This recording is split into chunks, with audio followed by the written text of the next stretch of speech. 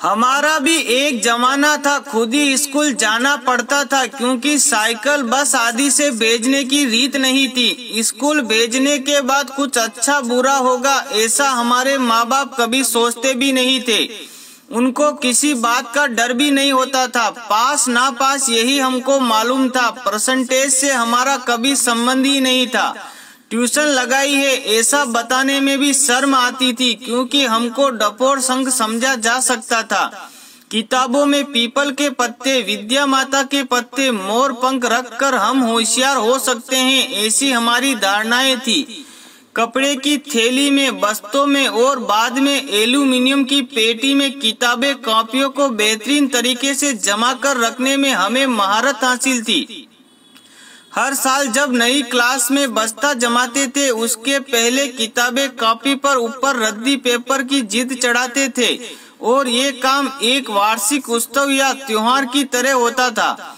साल खत्म होने के बाद किताबें बेचना और अगले साल की पुरानी किताबें खरीदने में हमें किसी प्रकार की शर्म नहीं होती थी क्योंकि तब हर साल नई किताबें बदलती थी और ना ही पाठ्यक्रम।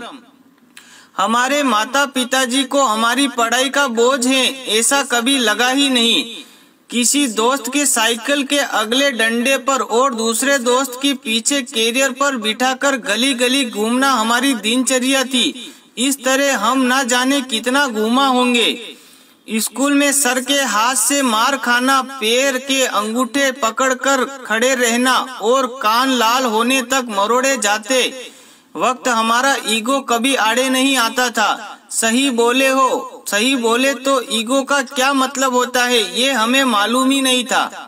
घर और स्कूल में मार खाना भी हमारे दैनिक जीवन की एक सामान्य प्रक्रिया थी। मारने वाला और मार खाने वाला दोनों ही खुश रहते थे।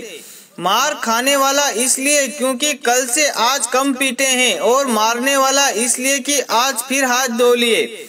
बिना चप्पल जूतों के और किसी भी गेंद के साथ लकड़ी की पट्टियों से कहीं पर भी नंगे पैर क्रिकेट खेलने में क्या सुख था वे हमको ही पता था। हमने पॉकेट मनी कभी भी मांगी ही नहीं और पिताजी ने भी दी नहीं, इसलिए हमारी आवश्यकता भी छोटी छोटी सी थी।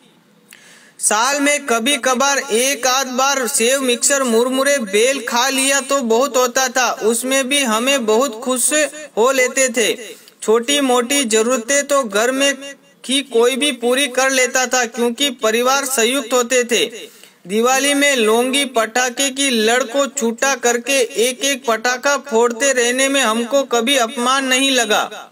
हम हमारे माँ बाप को कभी बता ही नहीं पाए कि हम आपको कितना प्रेम करते हैं क्योंकि हमको आई लव यू कहना आता ही नहीं था। आज हम दुनिया के असंख्य धक्के और टोंट खाते हुए और संघर्ष करती हुई दुनिया का एक हिस्सा हैं।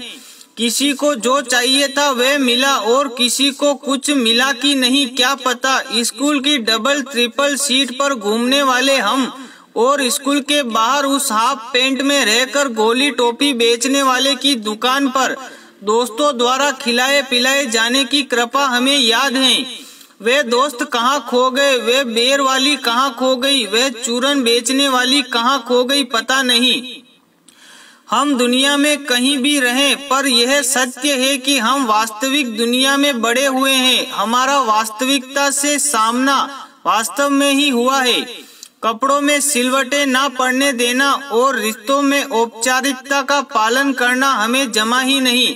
सुबह का खाना और रात का खाना, इसके सिवा टिफिन में क्या था हमें मालूम ही नहीं है। हम अपने नसीब को दोष नहीं देते, जो जी रहे हैं वे आनंद से जी रहे हैं और यही सोचते हैं और यही सोच हमें जीने में मदद कर रही है। जो जीवन हमने जिया उसकी वर्तमान से तुलना हो ही नहीं सकती। हम अच्छे थे या बुरे नहीं मालूम पर हमारा भी एक जमाना था। दोस्तों, कहानी अच्छी लगी हो तो कमेंट में जरूर बताएं और कहानी को ज्यादा से ज्यादा शेयर करें। फिर मिलेंगे एक छोटी सी प्रेरणादायक कहानी के साथ। जय हिंद, जय भारत, जय श्री राम, हर हर महादेव।